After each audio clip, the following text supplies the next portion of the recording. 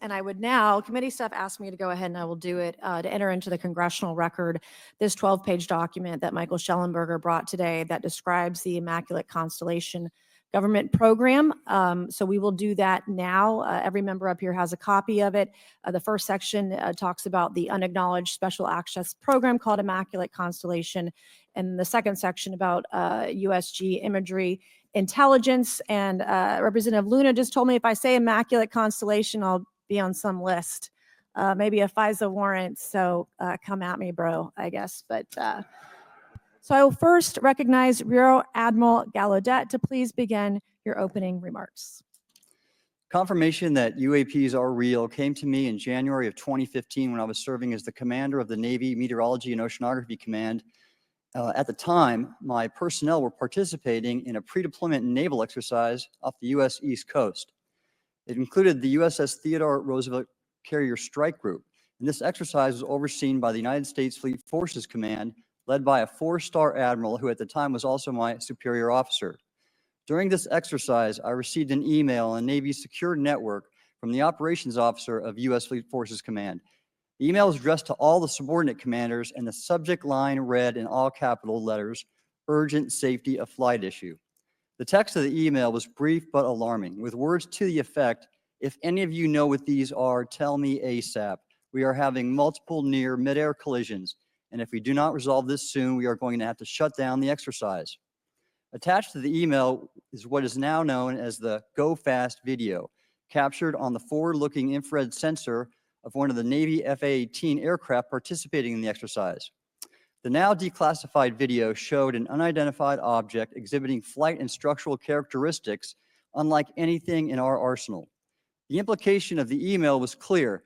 The author was asking whether any of the recipients were aware of classified technology demonstrations that could explain these objects. Because the DoD policy is to rigorously deconflict such demonstrations with live exercises, I was confident this was not the case.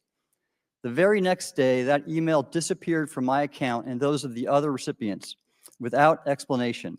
Moreover, the commander of Fleet Forces Command and the operations officer never discussed the subject. Even during weekly meetings specifically designed to address issues affecting exercises like the one in which the Theodore Roosevelt Strike Group was participating. This lack of follow-up was very concerning to me. As the Navy's chief meteorologist at the time, I was responsible for reducing safety of flight risks. Yet it appeared to me that no one at the flag officer level was addressing the safety risk posed by UAPs. Instead, pilots were left to mitigate these threats on their own without guidance or support.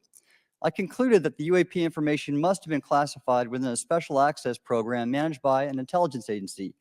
That is a compartmented program that even senior officials, including myself, were not read into. Former DoD official Chris Mellon reached out to you about satellite imagery from 2017 that depicts a UAP.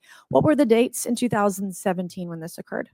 I can't share with you the details, ma'am, but I can do it in a closed setting, and I can also tell you the agency that wrote a report on it. Okay, so who has the imagery? I can tell you that in a closed setting. Can you describe what was depicted in the satellite imagery? Just a description. It was a UAP, ma'am. That's it? No other description? The term that the analysts used, they called it the button. It was a disc-shaped object. Okay, where was it? I can't tell you that, ma'am. Okay. And just this week, I learned from former DoD official Chris Mellon that satellite imagery of UAP from a few years ago still has not been shared with Congress. To the rest of the panel, it was the Wall Street Journal article the first time that y'all were made aware of what was essentially an over 2-week UAP frenzy over Langley Air Force Base. Were y'all aware of this prior to the Wall Street Journal article? Anybody? Show of hands. Yes, sir. Dr. Gallaudet, could you give me how did you become aware of it? A colleague of mine who I referenced previously, Chris Mellon, he wrote an extensive article about this, that there were other incursions of drones over Langley before this, as well as many, many military installations over the last 5 decades. Okay. Last question. Doctor, real quick, can you tell us about the Omaha incident in greater detail? I wrote a lot about incidents like it, Congressman, but that specific incident involved the USS Omaha, the littoral combat ship of the U.S. Navy operating off Southern California. I don't remember the exact date. It was within the last decade. And what the watchstanders on the bridge observed was a UAP, again, something that was aloft but had no observable exhaust or control surfaces. So it was something that couldn't be explained. And then they saw it enter the water from the atmosphere and going through the air-sea interface, and so thus exhibiting transmedium travel. Yeah, we'll start with Mr. Gallaudet. During a previous UAP hearing, Navy Commander David Fravor discussed the TikTok object engaged in 2004. You familiar with the incident, the TikTok incident? Yes, sir. That's almost 20 years ago, right? Yes, sir. It's been said there are more videos, documents, and reports related to this incident. Do you believe the information regarding the TikTok incident should be available to all members of Congress? And in your expertise, what reason would the Department of Defense possibly have for not releasing information that's over 20 years old? Thank you, Congressman. I don't think there's any good reason to withhold information and important data, especially of national security concern, from Congress. What would they say? I will speculate, sir, that they don't want to share that kind of information because it reveals weaknesses in our ability to monitor and protect our airspace. Okay. In your written testimony, you claim last year's UAP hearing before this oversight committee confirmed that UAP-related information is, well, it's not only being withheld, but that elements of the government are engaging in a disinformation campaign to include personal attacks designed to discredit UAP whistleblowers. Could you elaborate on that statement a little? Yes, sir. Earlier this year, I met with the DoD's All-Domain Anomaly Resolution Office, and what I thought would be a 90-minute meeting just to meet with leadership turned out to be an hours-long influence operation on me, where they attempted to convince me of the validity of the very flawed and error-ridden historical records report. In addition, they tried to have me question very valid UAP reports like the Tic Tac incident, and even coming to stating possibly that the Tic Tac was American technology. And then, of course, if you ask David Fravor or Alex Dietrich, the two witnesses, they were convinced it was otherwise. And then, and they also cast discredit on various UAP whistleblowers and witnesses to question their validity and credibility as witnesses. Admiral Gallaudet, you mentioned in your opening statement on an email you received from the operations officer of the Fleet Forces Command regarding unknown objects almost colliding with U.S. military planes. Did anyone respond with knowledge of what the objects were? I received no response, sir. Did the exercise get canceled? The exercise did not get canceled. Why do you think the commander of Fleet Forces operations officer never discussed the incident again? Sir, I'm speculating because I didn't have an exchange with him, but I believed it to be part of a special access program, the information and the video, which we have known now it was. And he realized he couldn't share that openly with the recipients of the email, and therefore the email was pulled from everybody's account. Again, tell us what happened to the email from the commander of Fleet Forces. The day after I received it, and all the other recipients received it, which were all the subordinate commanders of U.S. Fleet Forces, so 1- and 2-star admirals, including strike group commanders, the email was wiped or deleted from our accounts. Okay. And then no one talked about it. All right. Have you specifically had any experience with submersible objects? Sir, I've no personal experience, but I've had witnesses on submarines come to me and say they've seen on sonar data. Correct. Okay. Yeah. How would you characterize those, and how do they move? The one instance that was revealed to me was in the 80s on a nuclear-powered submarine, a ballistic missile submarine, that the object exhibited the characteristics of a Russian torpedo in terms of its speed of movement and closing rate with the submarine, and then it slowed and followed the submarine slowly in its wake for a period of minutes, and then rapidly exited the scene. And nothing that we know of and technology-wise could replicate that. And the speed of these objects was faster than anything that we have or anybody else has that would be manned. Is that correct? It was on the order Underwater. of a torpedo. So Yes, sir. Yes, sir. But as it exited, well, I don't exactly know how fast a torpedo is, but I expect it does better than my old outboard Scott Atwater. So I'll take that as a yes. Yes, okay. Have you experienced any experience with the All-Domain Anomaly Resolution Office, ARROW? Yes, Congressman, as I mentioned previously, I have met with them. Okay. You heard Mr. Elizondo describe psychological operations for those contacting the Department of Defense about UAPs. You mentioned a similar influence operation by ARROW. Why are federal agencies invested in running information operations about UAPs if they do not exist? Yes, sir. But I'll make a statement on ARROW's behalf. They have new leadership. The office has reached out to me to meet again, and I take that as a good faith effort, and we'll see where that goes. This next question is for Mr. Gallaudet. To your knowledge, have any USOs ever outpaced our submarines? Yes, ma'am. At what magnitude? I don't have the exact speed, but again, a witness came to me, a credible former submarine officer who observed it on sonar data. And this was in the 80s in the North Atlantic during a storm, and it outpaced his submarine by orders of magnitude. Are you aware of any hotspots that currently exist off our shores in North America? Not with sufficiently credible data, ma'am. Okay, we've heard reports of there potentially being hotspots, maybe entry and exit points. Have you heard of any of that? I have it not, ma'am, but my colleague here, Mr. Elizondo, does discuss some USO activity that he's observed in certain DoD databases. And it's my understanding that there's been an ever increasing in number, and trying to think how to say this because I wear two different hats. I'm still in the Air Force. So, I mean, it seems that they're becoming increasingly brash. And the question that we really have to figure out is is it China or is it non-human? And I think that's the biggest question the American people want to know. If it's China, it's scary because they have a lot of technology that we cannot explain. And if it's non-human, that's scary because we don't know the intent. Would you say that's fair?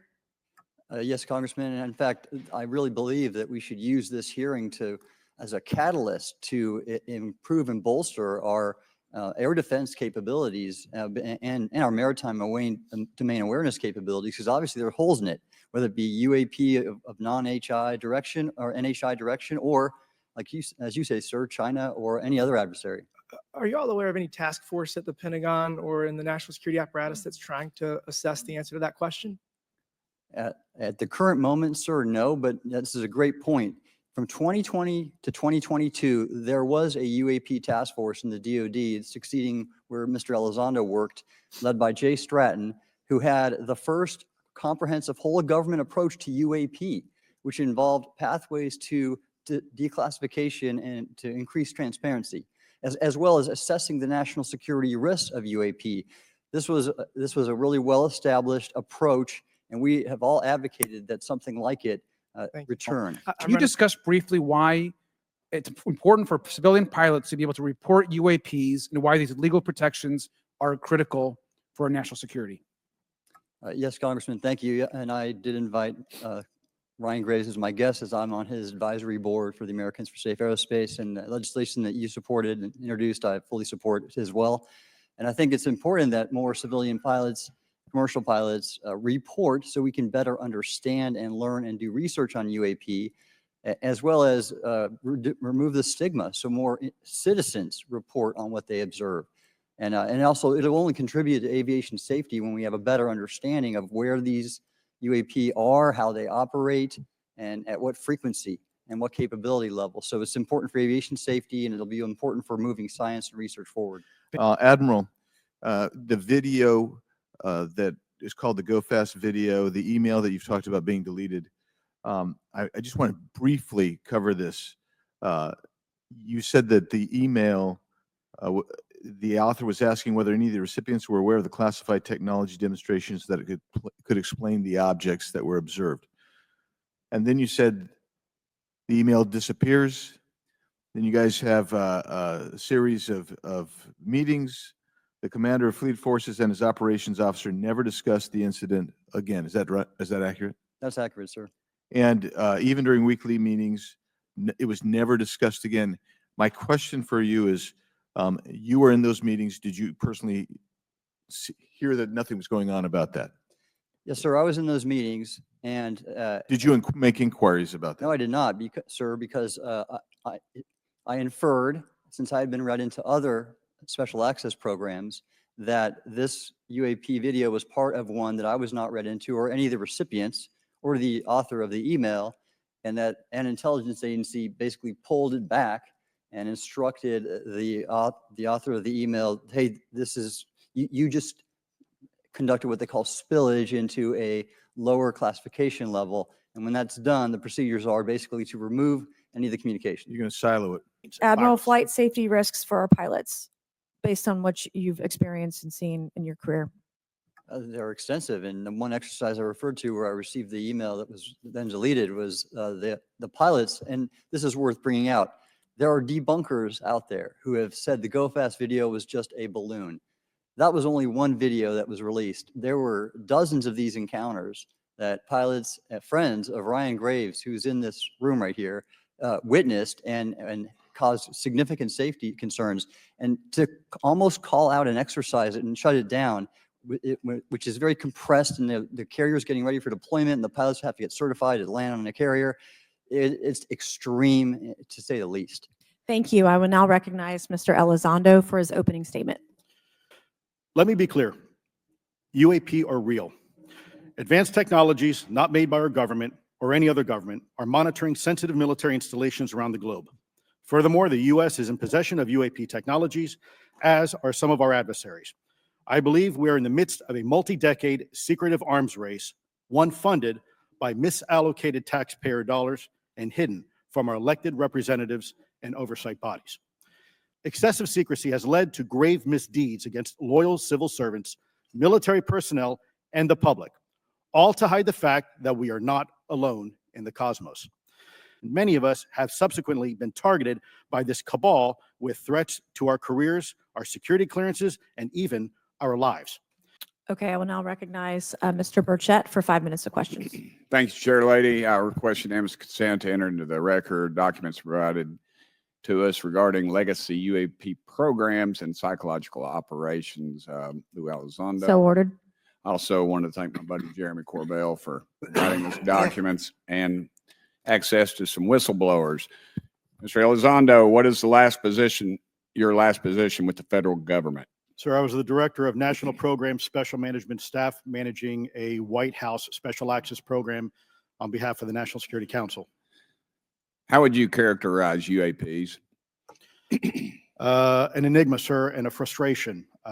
We're talking about technologies that can outperform anything we have in our inventory. And if this was an adversarial technology, this would be an intelligence failure eclipsing that of 9/11 by an order of magnitude. Are there classified Department of Defense materials related to UAPs that you believe could be safely disclosed to the public without compromising national security?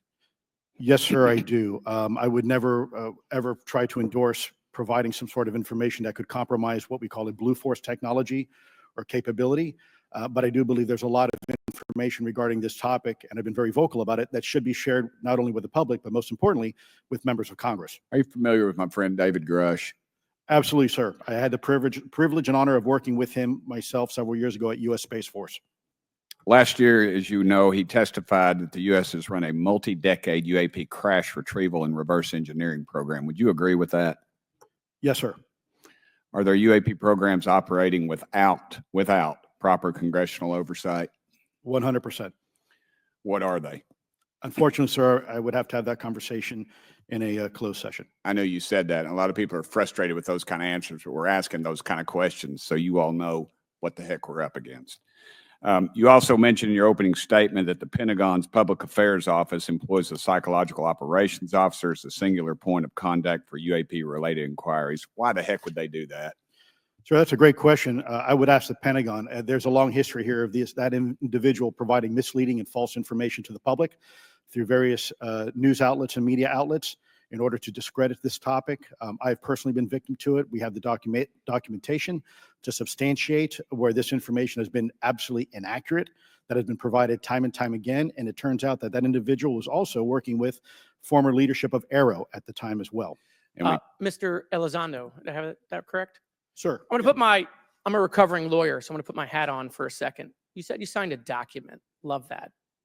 Who gave that to you? The U.S. government, sir. Okay, you have a copy of it? It is stored in a SCIF right now. I do not have possession of it. The U.S. government does. What department of the U.S. government gave you this document? I will say the Department of Defense. Unfortunately, I can't say in this forum much more than that. You specifically said the document said you can't talk about crash retrieval. Well, you know, you can't talk about Fight Club if there's no Fight Club. Correct. Okay, I'm just making an observation. Yes, sir. So that document that you signed, that you said exists, specifically said you can't talk about crash retrieval. Correct, sir. It was a limitation on what because already I'd been speaking publicly about the topic. And so the document said you can continue saying X, Y, Z, but you cannot discuss the topic. When of you crash give retrievals. me the atmosphere of signing this document. You're in a room by yourself, I'm in a SCIF with a security officer, sir. just one-on-one. Anybody else? There may have been an assistant as well. It was in a SCIF within a Department of Defense facility. So when you're in this room, I want to paint the picture for everybody. You're in this room. You're by yourself. You're in a SCIF. You're handed a document. How long is the document? It's about a page front and back. So basically, you have some things they call trigraphs, which I cannot, again, talk to. How long were you given to sign the document? As long as I needed, sir. And what if you didn't sign it?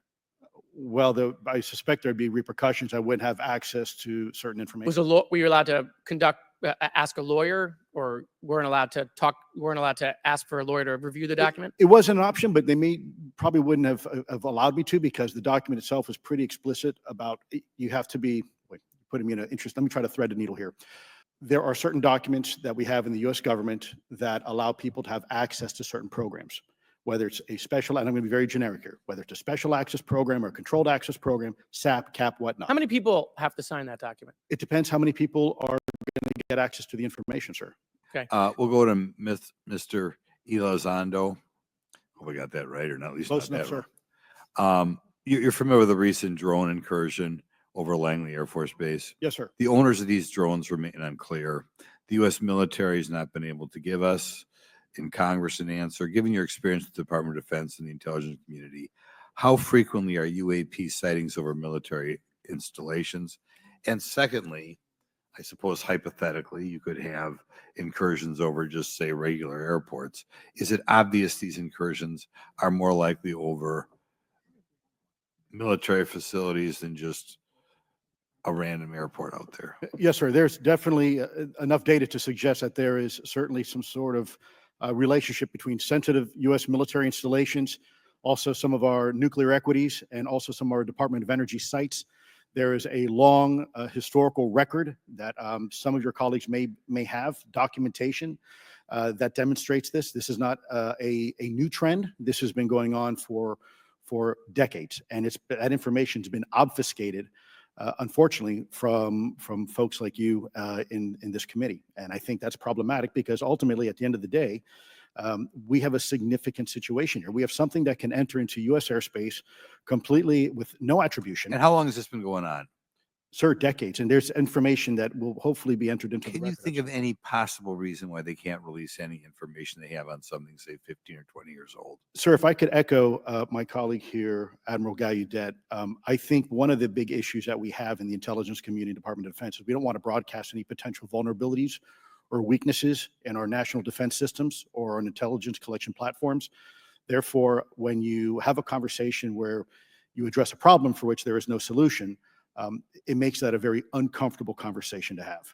If these technologies are not made by any government, who's making them? Private companies, or are you implying they are crafted by a non-human intelligence? To put this in perspective, when Are we these did- private companies you're implying, or is this non-human intelligence? it may be both. Are you read into secret UAP crash retrieval programs? We would have to have a conversation in a closed session, ma'am. Has the government conducted secret UAP crash retrieval programs? Yes or no? Yes, Okay. Were they designed to identify and reverse engineer alien craft? Yes or no? yes. Do any U.S. contractors have the same?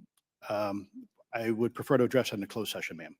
In your book, you mentioned government employees who've been injured by UAPs, placed on leave, and receiving government compensation for their injuries. Is that correct? That is correct. How can the government deny we have recovered craft if they're paying people because they've been injured by recovered craft? Ma'am, that's a great question. That's why I think we're here again, because I've seen the documentation by the U.S. government for several of these individuals who have sustained injuries as a result of a UAP incident.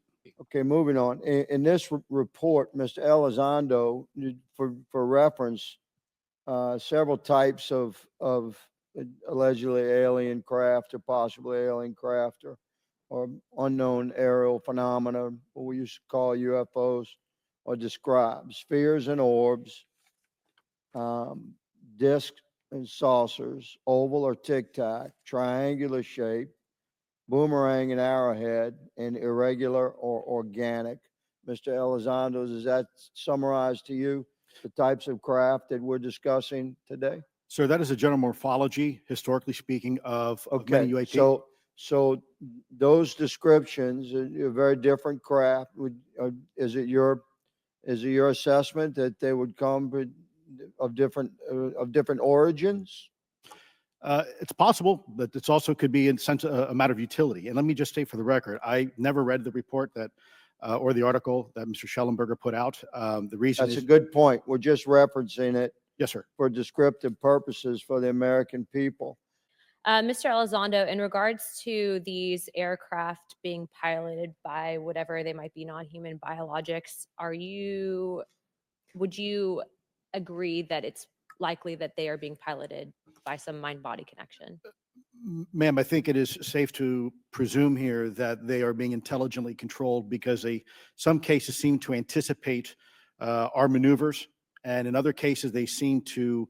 I came across an email where the word "stalked" was used in a very secure email between Navy officers discussing their ships being pursued by a UAP. In our previous panel, we had Grush, and he had testified to say that some of these were interdimensional beings. Can you speak on that at all?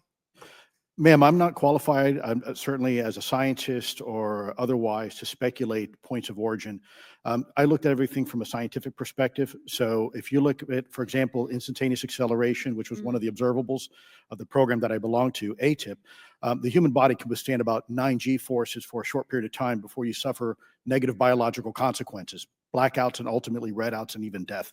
Comparison, our best technology, the F-16, which is this older platform, but one of our most highly maneuverable aircraft, manned aircraft, made by General Dynamics, can perform about 17 or 18 G-forces before you start having structural failure, meaning that the airframe begins to disintegrate while you're flying. The vehicles we're talking about are performing in excess of 1,000, 2,000, 3,000 Gs. So I guess, would it be safe to infer that they're living craft? I'm not prepared at this point to state for the record, is something alive or not, because even that definition is hard. There was a time in science we thought that life required oxygen, and we now know that's not true. There are anaerobic bacteria that thrive in oxygen environments that lack oxygen. And so also same with photosynthesis. When I was in college, I was told everything is derived from photosynthesis as a form of energy. In reality, that's not true. There are things that live off of chemosynthesis. So we're constantly having to reevaluate our understanding of what the definition of life is. So, and you, Mr. Elizondo, you said in your report and your testimony today, a government work on the UAP subject still remains classified. Excessive secrecy has led to grave misdeeds against loyal civil servants, military personnel, and the public, all to hide the fact that we are not alone in the cosmos. Fair? Yes, sir. For what purpose is the federal government overclassifying and forbidding the public for getting access to this? I think there's several reasons. I think at the time when this reality became evident to the U.S. government, we were in the middle of the Cold War with then Soviet Union, and we did not want to tip our hands to what our knowledge base was on this topic. We did not want to broadcast that to the Cold War is long over. It is, sir. It is, sir. There's also then the philosophical argument that the Department of Defense and the intelligence community is solution oriented. And when you don't have answers, it's a really tough spot to be in. It's easier to be quiet and suppressed than if you don't have the answer. Indeed, sir. In fact, there's a very real example when we built the U-2 spy plane and flew it over then Russia. and we're taking reconnaissance. And when we first started flying the aircraft, it flew so high and so fast, we thought they weren't tracking us. In reality, they were tracking every flight. It wasn't until the Russians could develop the SA-2 surface-to-air missile and successfully shoot them down. I would suggest to you also, along with Lakatos and Kuhn, you also have a problem with Kenneth Arrow's path dependence or increasing returns. That's one reason why they won't disclose it. It's too painful to admit. Mr. Elizondo, any branch of the United States government or defense contractors possess technology? So there's documentation that I believe was submitted for the record that was approved for release by the U.S. Pentagon, by the Department of Defense Office of Pre-Publication Security Review. And it states one of the reasons why my predecessor program, OSAP, was trying to collect material of unknown origin. Was it successfully collected? It was not. What happened is that there was an aerospace contract company that requested to divest itself of the material that was collected in the 1950s. Unfortunately, that didn't actually occur. So let's dive into that. That's the Bigelow Airspace, correct? So Yes, sir. There was a journalist, Christopher Sharp, who said that there was a transfer between Lockheed Martin, Bigelow Airspace, and the CIA allegedly blocked this. Can you describe that? What I can say is that it was blocked. Why it was blocked, I can only surmise. I was part of some conversations later on with some of those contract personnel where they had told all of us that is accurate. What we required was a memo from the Secretary of the Air Force in order to make that complete, and that never occurred. And so when Secretary Mattis became Secretary of Defense, I decided it would be appropriate for me to try to receive a memo from him as SecDef, as Secretary of Defense, if we could not get a memo from the Secretary of the Air Force to transfer that material. So if that material exists today, who's in possession? So I wouldn't be able to have that conversation in an open hearing. We'd probably have to have that. If we were in a secure setting, if we were in a SCIF, would you be able to provide or get access to something, whether it's visuals or material that we could put our hands on, or biologics that would convince me, that would show me that we have non-human origins? Sir, that decision would not be mine.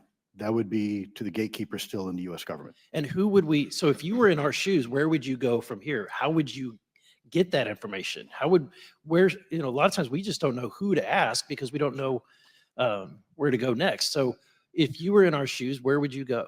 Well, I prefer to answer that question in a closed session. However, we established Arrow for that very purpose. And unfortunately, under its previous leadership, it failed. So one would hope that they would have the authorities necessary to do that. Let's hope that this new iteration of leadership will be successful.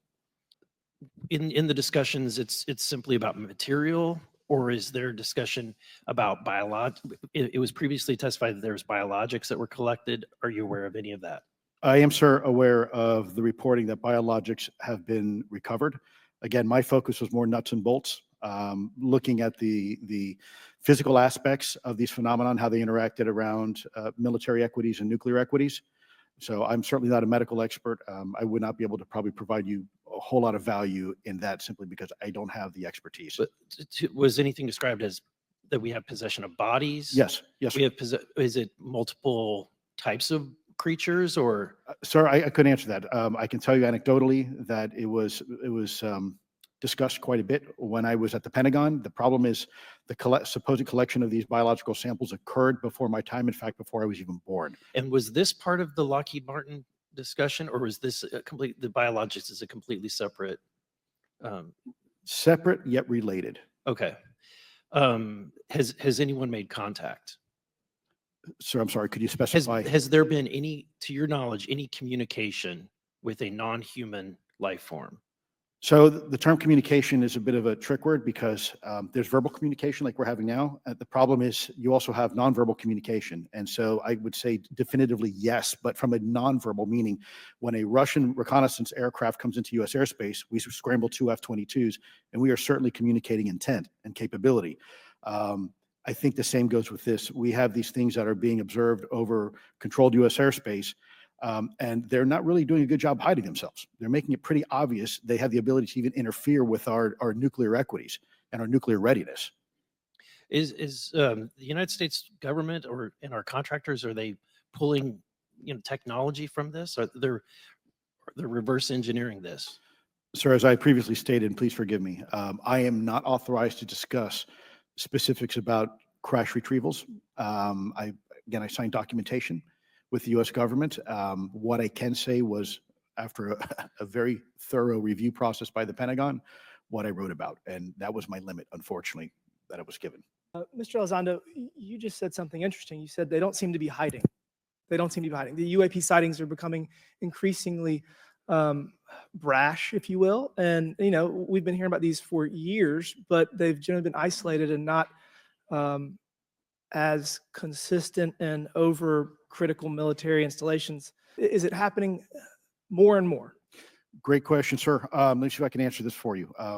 Certainly, there seems to be some indication that they're being provocative, meaning that they're, in some cases, literally splitting aircraft formations right down the middle. So that's an air safety issue. The question is it the frequency increasing? And the response is it depends.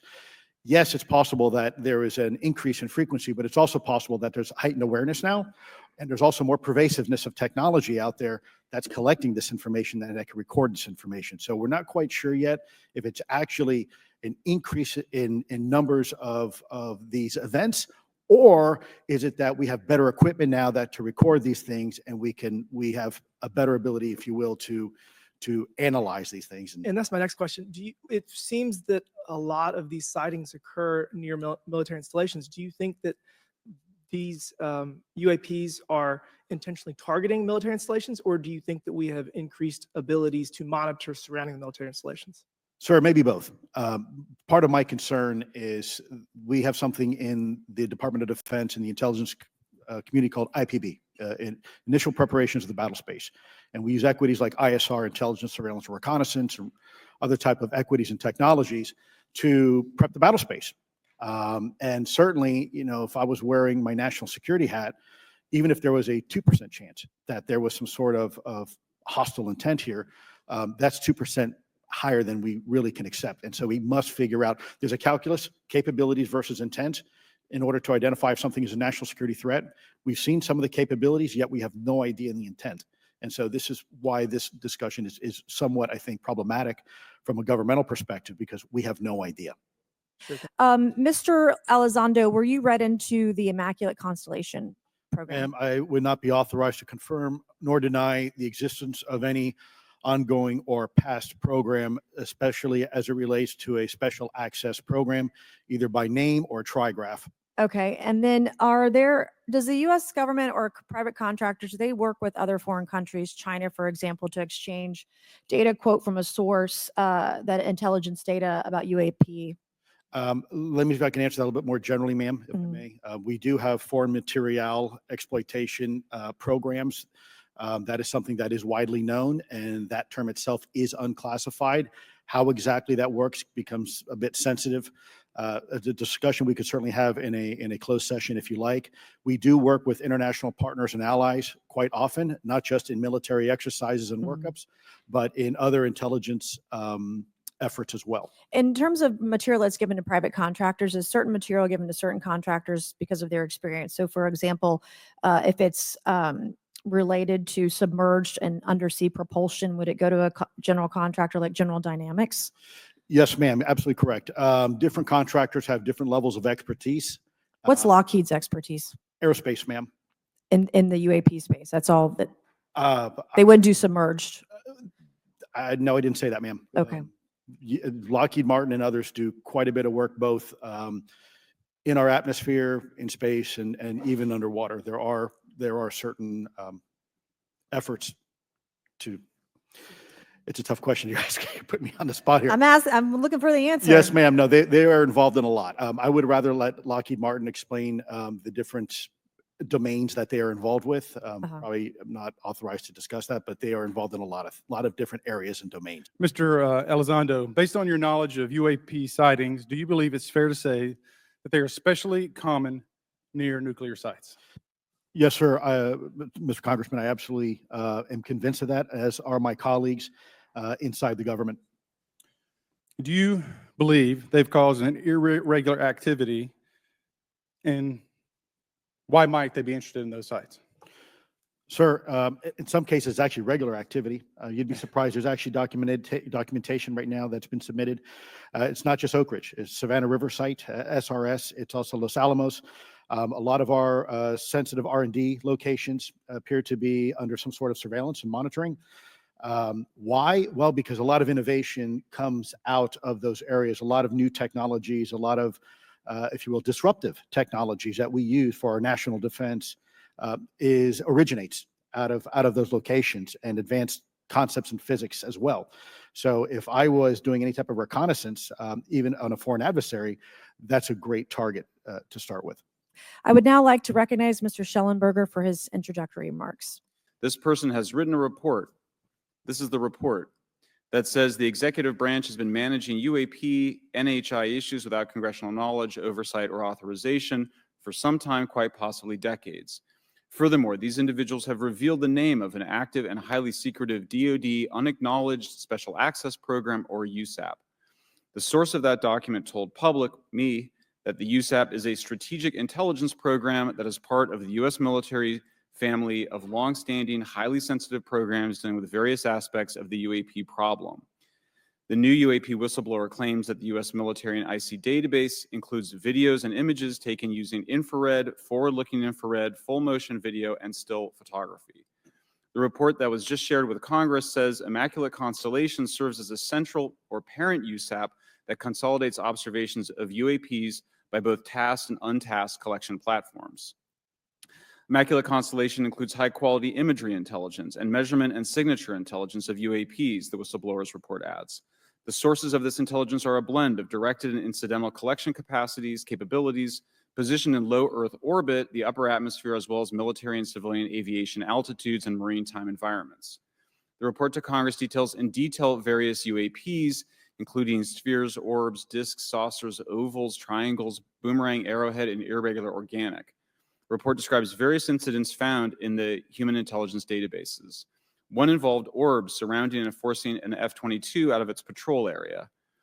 In another incident, the crew of a Navy aircraft carrier watched a small orange-red sphere rapidly descend from a high altitude of 100 to 200 yards directly above the flight deck of the CVN, or aircraft carrier.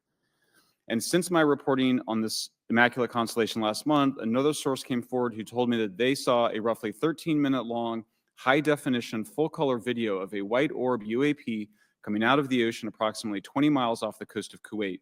It was filmed from a helicopter. Then halfway through the video, the person said the orb is joined by another orb that briefly comes into the frame from the left before rapidly moving again out of the frame. The person discovered the video on SIPR, the Secure Internet Protocol Router Network, which the DoD uses to transmit classified information. Okay, Mr. Shellenberger, I'm going to say it again to be very clear. Immaculate Constellation. What's its mission and how are they funded? It's an unacknowledged special access program. Its mission is to document UAPs. Okay, and do you, for your story and your report, do you have more than one credible source? I do. Sourcing, okay. I do. And then why do you believe your sources to be credible? How do you judge the veracity of the documentation you've been provided about this program? I checked the sources, and they are who they say they are. They are current or former government officials. Mm-hmm. I wanted to also add that I did not specify that they were Defense Department employees. I didn't specify the agency nor the gender. Would they have included non-government employees, people that aren't employed by the government? I'm comfortable saying that these are government or previously government employees. Any of them currently employed by a private contractor or private contractors? I'd rather not say. Okay. What's the key takeaway, just a few seconds, about the Immaculate Constellation document you provided us today? I think that what the American people need to know is that the U.S. military and intelligence community are sitting on a huge amount of visual and other information, still photos, video photos, other sensor information, and they have for a very long time. And it's not those fuzzy photos and videos that we've been given. There's very clear high images, res, high resolution. How many visuals, graphics, videos, photos? I mean, I've been told hundreds. maybe thousands. I mean, I Mhm. also wanted to say, because there was some conversation around concern around the revealing of these materials, revealing the source collections, but some of these are shot from helicopters using normal videos of oceans. I just think that's absurd that somehow you're going to be revealing some secret U.S. technology by revealing that you've photographed orbs off the coast of Kuwait. Okay, we'll switch to Mr. Schellenberger. The primary reason you're here today is because you published an article on the news publication that you own called Public, right? Alleging that a new unnamed government whistleblower has come forward asserting that a highly classified program exists dedicated to recovery and reverse engineering of UAP technologies. Can you give us what specific evidence you have, or that your source provided you to substantiate the claims about the existence of the Immaculate Constellation program? Well, you have the report in front of you now, so you can see it for yourself. I checked the report and I did not find it based on existing cases. It was new cases for me. I hadn't found anybody. So that answered for me that it was not obviously circular reporting, which is one of the big concerns in this space. I also had the name of the program confirmed by more than one additional source. So yeah, and then of course I checked to make sure that the source was who they claimed to be. Okay. I should also say that when I said before it was this database, it is a much broader program than that. It also includes human intelligence, and then, as you mentioned, the retrieval and the reversal. Any knowledge of what country these things originated in? No, I have no idea. Okay. Mr. Shellenberger notes in the report that we've been given for this hearing. I believe, Mr. Shellenberger, let me shift you with the author of this report. I'm sorry, sir. I'm not the author Mr. of. Schellenberger, were you the author of this report? No, I There's was no not. name on it. No, Do you know the author? I do. You do. And how would you estimate that madam or gentleman, the author? The person is a current or former U.S. government employee. And it states here that this is the public version of the author's report. Yes. So where might one find the non-public version of the author's report? I don't know the answer to that. Would that be with the Department of Defense? I don't know. But you do know the author. I do. You know what the author's sources were? The author's sources are described in the report. These databases, the Immaculate Constellation. Right, but you expressed some confidence in the sources I would. earlier in I do. testimony. You expressed confidence. So do you know those sources? I do. Are they within the Department of Defense? I can't say. You can't say or you won't say? I won't say. Okay, why not? Because I protect my sources, and I think the reason. But you're not naming them. It's a big department, but many of us on my side of the aisle would say it's far too big. So you're talking about the Department of Defense, sources from within the Department of Defense? I'm not willing to reduce the Okay. potential universe of where my sources might be. Okay, moving on. Mr. Shellenberger, in this report, it's striking to me that regarding the descriptions of experiences with these various craft, several of them include biological effects and several do not. Are you familiar with what I'm talking about? Yes. Okay, so spheres and orbs, triangular craft, and irregular or organic craft include some descriptions of biological effects, including feelings of unease, electronic device malfunctions, long-term psychological effects such as anxiety or insomnia have been noted, feeling of being watched, a shared awareness with the triangle craft, and under the irregular and organic craft, biological effects include physical sensations of warmth or cold and unexplained smells and psychological distress. So these are very specific descriptions of the reactions of human beings, which allegedly have been noted from a study here, a report. all of those experiences would have been described by the sources that the author used? I'm not sure I understand. your question. This is a very broad description of biological effects. And it's striking to me that they are present with relation to some types of craft, but Right. absent in others. This would require a great deal of research and study. Can you explain that?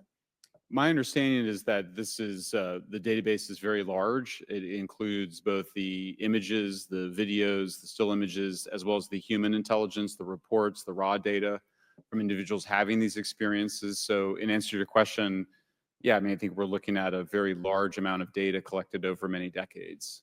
And that data is held by the Department of Defense? Well, I will say that after I published, I was told that this program, that the USAP was actually managed by the Department of Defense, but held at the White House. Roger But that. that's a single source, and I don't have multiple sources to verify that. Thank you, sir. I did my best to trick an answer out of you, but I was partially successful. Madam Chair, I yield. And Mr. Shellenberger, by the way, I've read several of your books, Mr. Shellenberger. Excellent stuff. Thank you. What I would say too is you were asked about the veracity of the author of this report. You comfortable with the veracity? Yes. Okay. But I just want to read a couple things from Mr. Shellenberger's, what he gave to us today. On USG networks, there exists infrared footage of and imagery of a grouping of vessels engaged in SIGINT and mass collection at night in a specific area of the Pacific Ocean. This footage, which was in close proximity to the vessels, a large equilateral triangle UAP suddenly appears directly over the ships. 3 bright points are seen at each bottom corner of the UAP, which is observed to slowly rotate on its horizontal axis. While performing a routine airspace surveillance and control mission in the Eastern Air Defense Sector, an F-22 fighter observed multiple UAP contacts at mission altitude. Moving to intercept, the F-22 pilot noted multiple metallic orbs slightly smaller than a sedan hovering in place. Upon vectoring towards the UAPs, a smaller formation of the metallic orbs accelerated at rapid speed towards the F-22, which was unable to establish radar locks on the presumed hostile UAPs. The F-22 broke trajectory and attempted to evade, but was intercepted and boxed in by approximately 3 to 6 UAPs. I just have no more time left. Well, she's not looking. So let's just get into, let's get into part of this. I thought I would be saved by the bell. Sure, thank you. Mr. Shellenberger, you're particularly familiar with the Langley Air Force Base incident a year ago? Are you familiar? Just from what I read in the Just from news. what you've read? Yeah. I would imagine a large percentage of the American population became aware of that with the Wall Street Journal article. Would you agree with that? Yes. And were you aware of that incident prior to the Wall Street Journal article? No.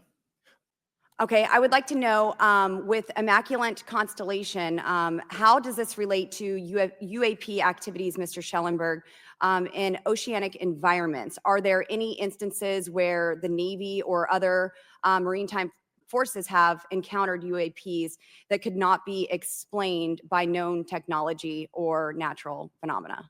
Yeah, the Immaculate Constellation covers both terrestrial and oceanic, and there's actually a number of cases described in the report that occur in the ocean. And do you believe that there is a concerted effort by the Pentagon to keep Congress out of the loop regarding these UAP activities, specifically in our waters? Yes. And so are there any accounts of UAPs emerging from or submerging into our water, which could indicate a base or presence beneath the ocean's surface?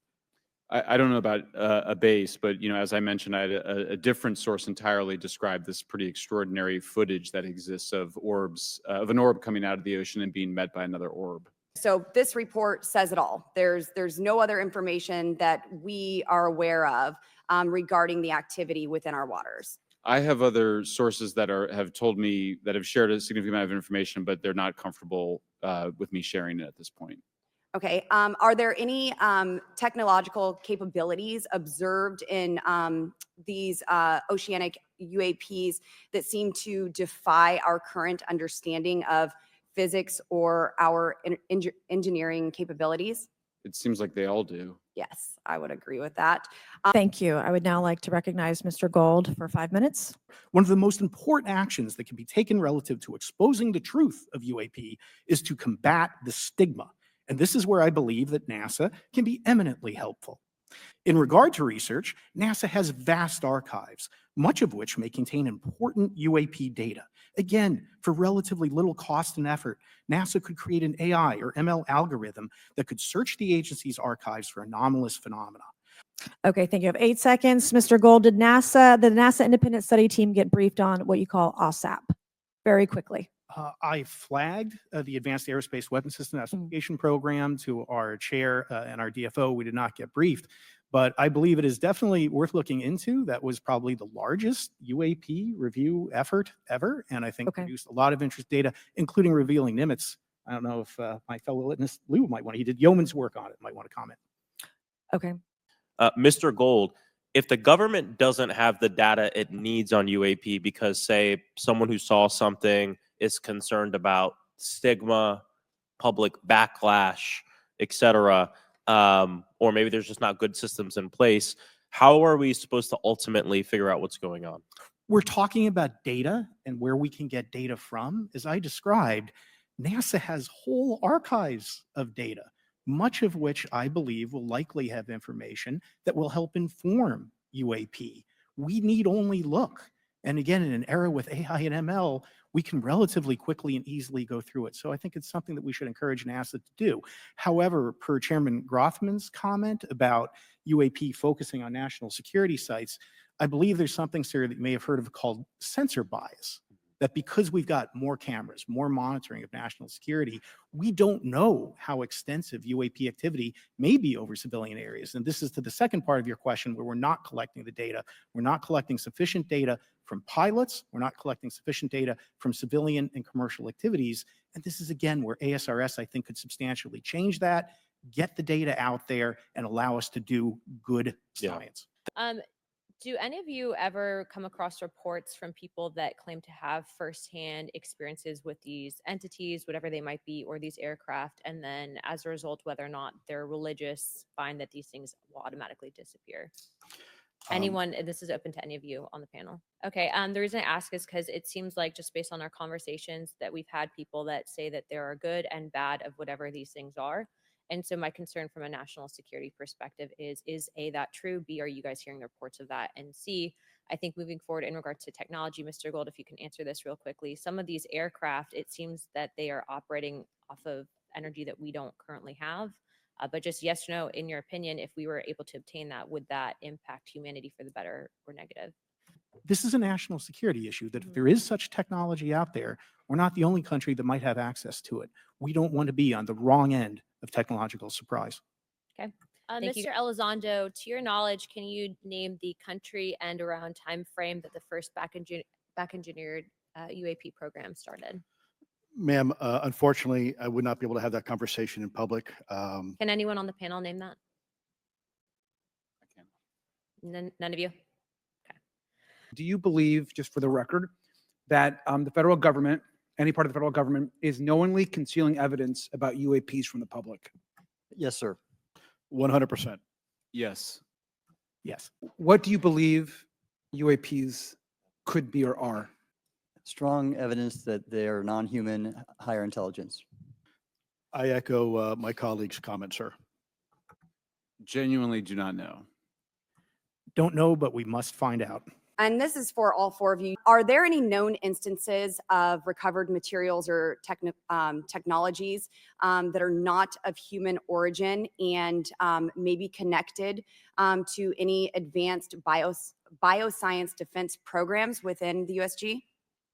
I don't know. I wouldn't be able to answer that, ma'am. I don't know. I don't know. Okay, so there are rumors that have come up to the Hill of a secretive project within the Department of Defense involving the manipulation of human genetics with what is described as non-human genetic material, potentially for the enhancement of human capabilities, hybrids. Are any of you familiar with that? Yes or no? No, ma'am. I am not, ma'am. I'm not. No, ma'am. How would you define, each of you, my last question, how would you define non-human biologics, non-human intelligence? What are we actually talking about? Admiral, and we'll go down the line.